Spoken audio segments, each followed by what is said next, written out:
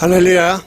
하나님의 사랑과 은혜 가운데 한 주간도 평안하셨으리라 믿으며 오늘도 주님의 말씀 가운데 큰 은혜 받으시기를 주님의 이름으로 축원드립니다. 지난주에 우리는 하나님의 선택에 대해서 살펴보았습니다. 그리고 그런 하나님의 선택에 대해서 우리가 만약 어떠한 의심이나 의문을 갖고 있다고 했을 때에 사도 바울은 어떻게 이야기할까요?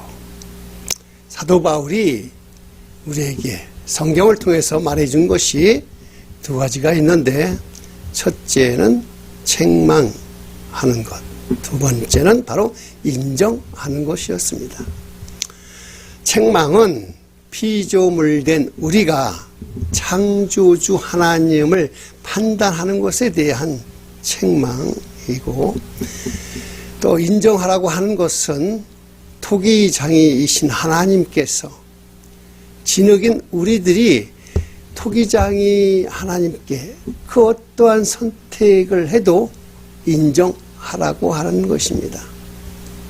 즉 어떠한 진흙이 긍휼의 그릇이 되든 아니면 어떠한 진흙이 진노의 그릇이 되든 그것을 결정하는 것은 오직 토기장이신 하나님의 선택이시고, 이것은 하나님의 권위에 인정하는 것이라고 지난주 우리가 함께 살펴보았습니다.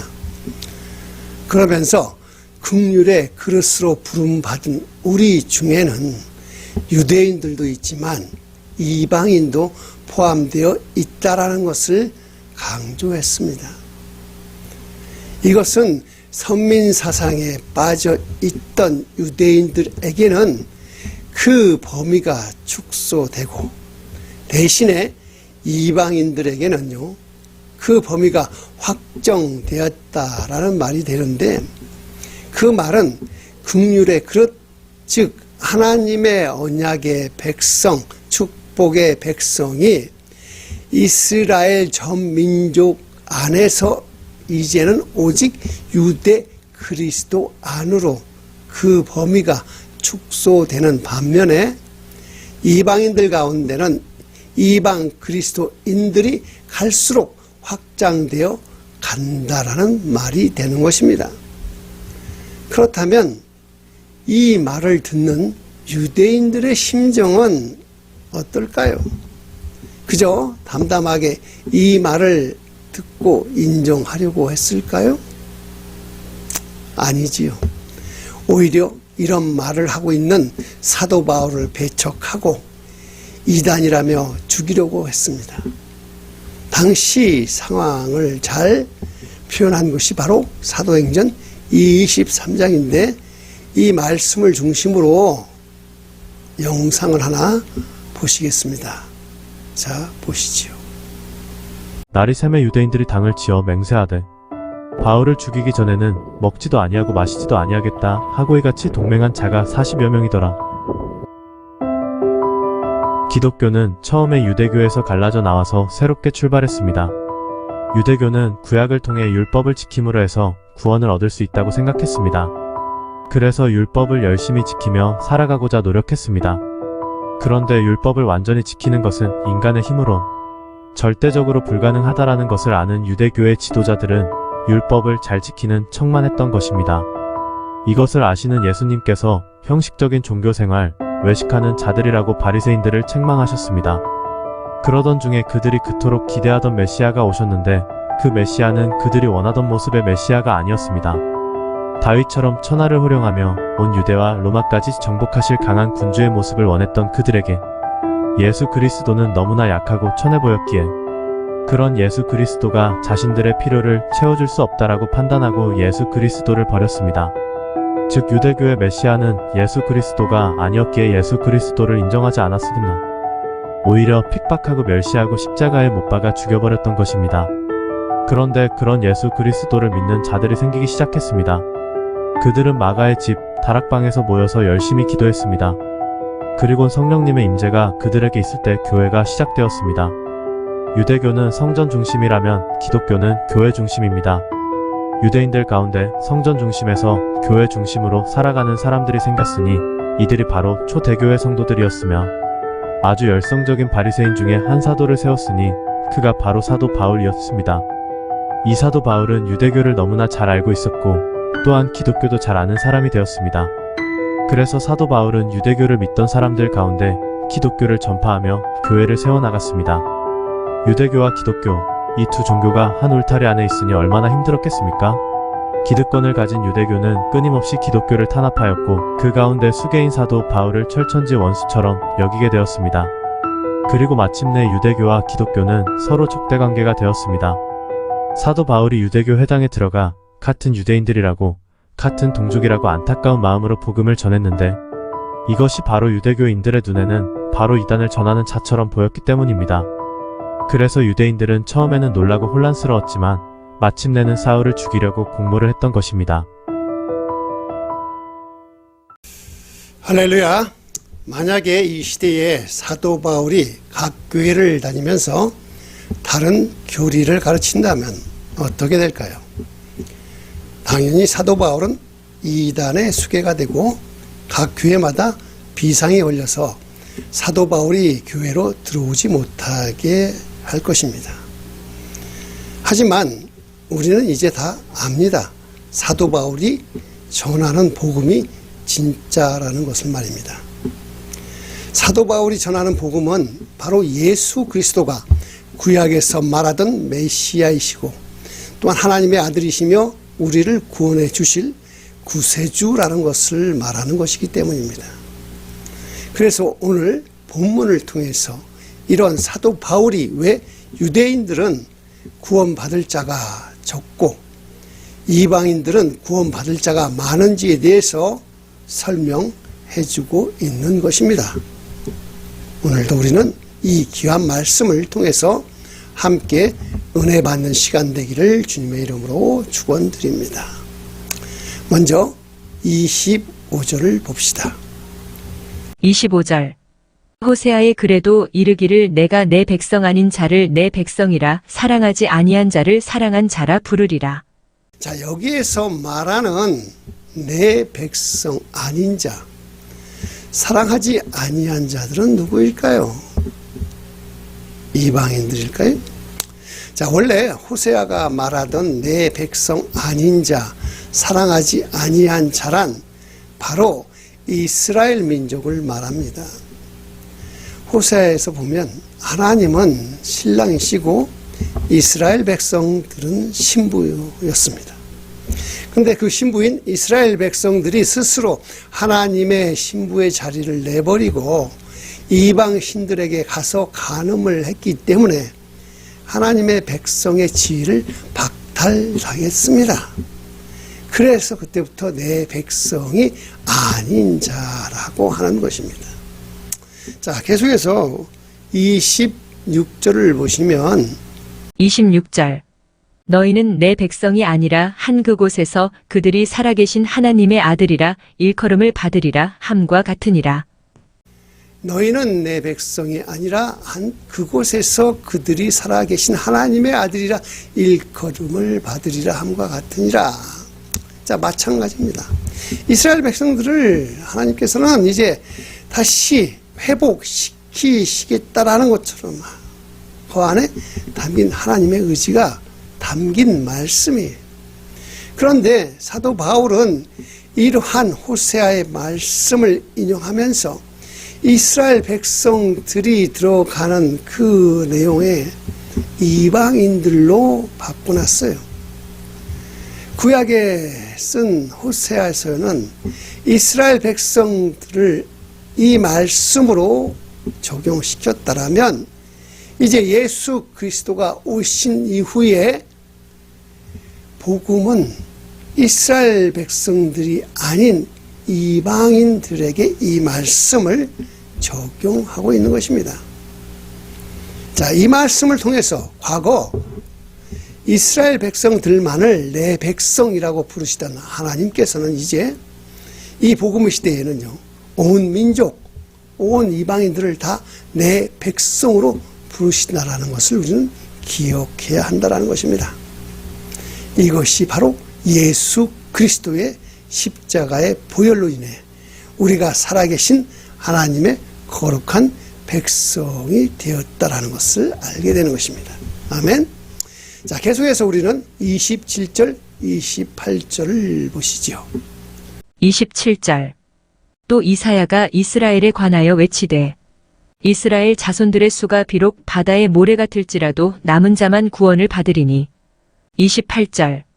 주께서 땅 위에서 그 말씀을 이루고 속히 시행하시리라 하셨느니라. 자, 이 말씀에서 사도 바울은 이스라엘 백성 가운데 국률의 그릇이 되지 않은 오직 남은 자일 뿐이라고 지금 말합니다.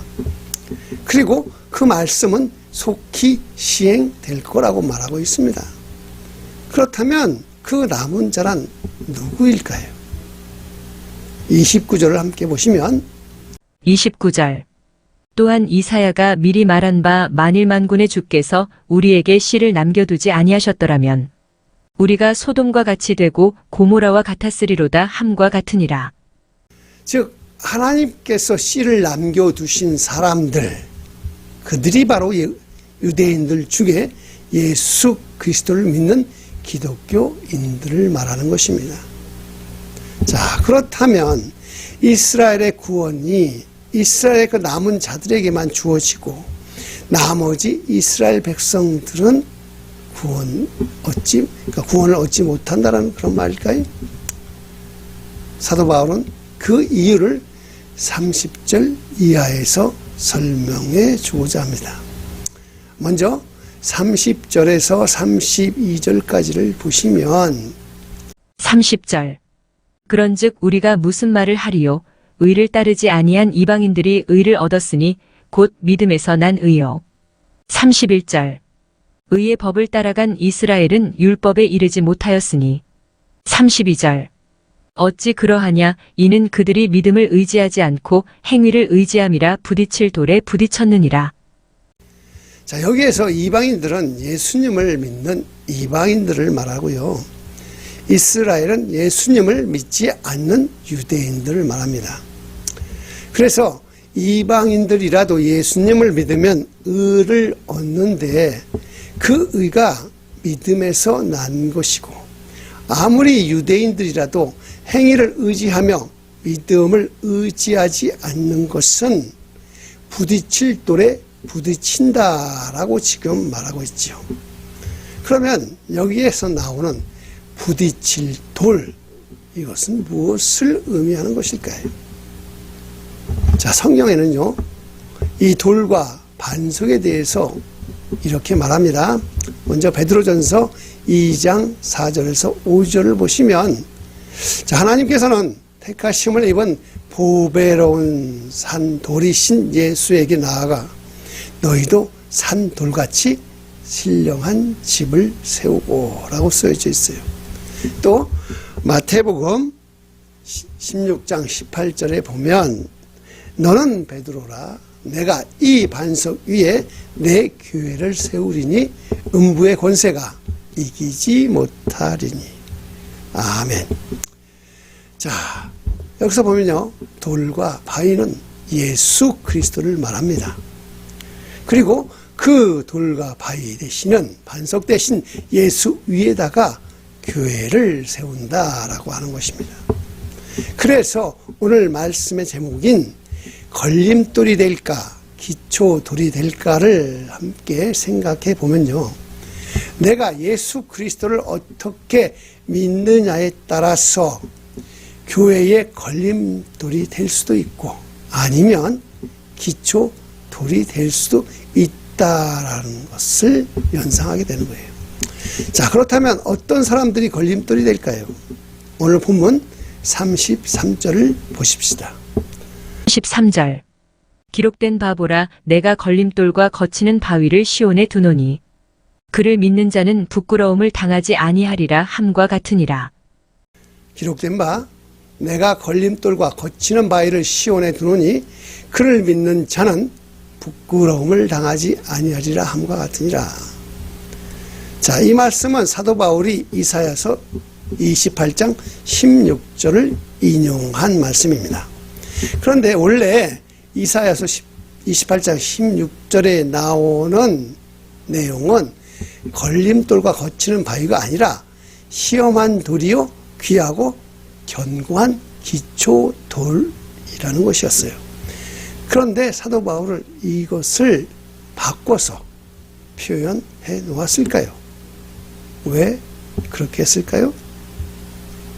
그것은 하나님께서 그들 가운데 이 돌을 놓은 것은 이 돌인 예수 그리스도를 믿음의 기초로 삼아서 믿음을 세워가라는 것인데, 안타깝게도 유대인들은 이 돌에 부딪히고 넘어지고 말았기 때문입니다.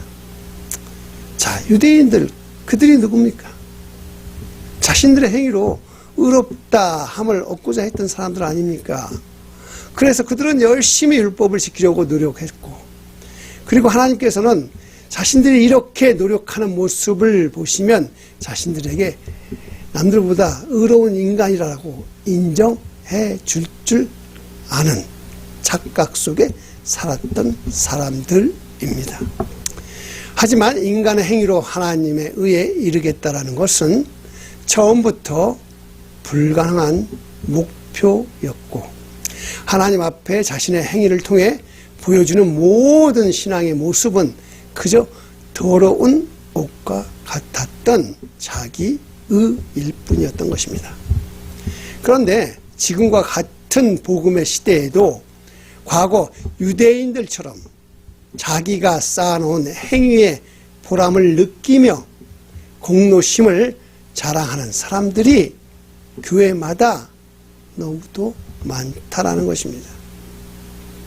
그러나 이러한 자기 의에는 심각한 문제가 있는데요.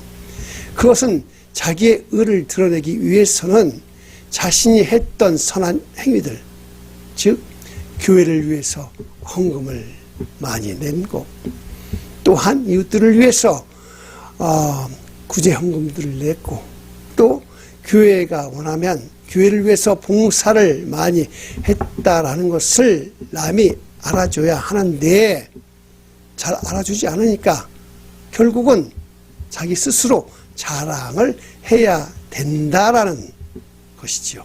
이것이 치명적인 결점이에요.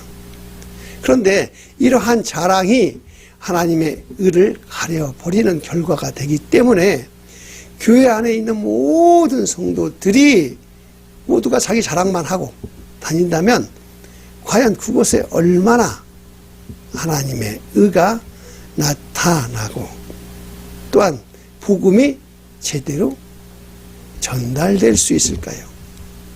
그래서 자기 의는 복음을 넘어지게 하는 걸림돌이 되게 하는 것입니다. 그래서 우리는 이제라도 이렇게 작정해야 합니다. 그것은 무엇이냐? 바로 나는 복음의 걸림돌이 아니라 복음의 기초돌, 아니 더 나아가서 복음이 확장될 수 있는 디딤돌이 되기를 원합니다 라고 말입니다. 자, 다 같이 한번 선포해 봅시다. 나는 복음의 걸림돌이 아니라 기초돌이며 디딤돌이 되기를 원합니다 라고요. 자, 사랑하는 우리 성도님 여러분, 하나님께서 성도님들의 그 의로운 행위, 선한 행동들을 인정하지 않는다라고 섭섭해하지 마십시오. 하나님께서는 우리의 선한 행위와 의로운 행동들을 마지막 날에 다 기억하시고 다 보답해 주실 것입니다. 다만 우리가 너무 행위에만 치우쳐서 알아주지 않는다라고, 내가 이만큼 했기 때문에 하나님이 이만큼 채워주시는 거라고 하다 보니 은혜가 부족해지고 감사가 사라져 버리지 않기를 바라며, 우리가 의지할 것은 행위가 아닌 믿음이라는 것을 깨달으시기를 주님의 이름으로 정말 간절히 원하는 것입니다. 오늘도 우리는 믿음으로 승리하는 하루가 되기를 주님의 이름으로 또 한번 축원드리며 이 말씀을 마음판에 새기며 함께 기도하시겠습니다.